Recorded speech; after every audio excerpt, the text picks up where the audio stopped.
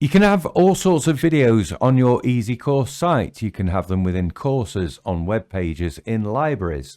Now there's a real useful feature that allows you to see a lot of data for those videos. Now, very simply labeled, it's called video data. And I'm going to go into this first video on the platform just so that you can begin to see what's possible here.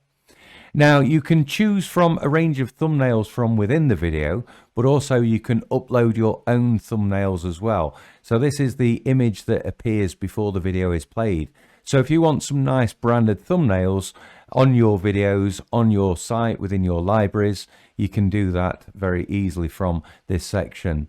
What you can also do is upload captions as well. So if you have a caption SRT file, you can upload that here and you can label the captions so you can have different captions for different languages. You can also create chapters in your videos as well. Chapters are displayed in the timeline and they allow viewers to more easily navigate through the video. You can chunk your video down. Moments are something that you can add to your video as well, and these moments highlight and show up in the timeline, showing points of interest in the video.